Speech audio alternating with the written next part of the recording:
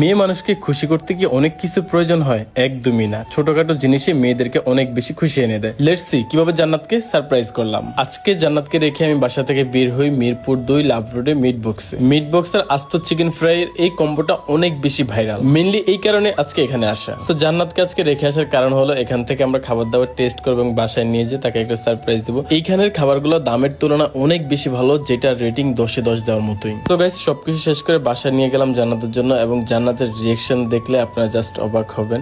So জান্নাত আমার জন্য ওয়েট করতেছিল এন্ড আমি অ্যাটলিস্ট তাকে এসে একটা সারপ্রাইজ দিয়ে দিলাম।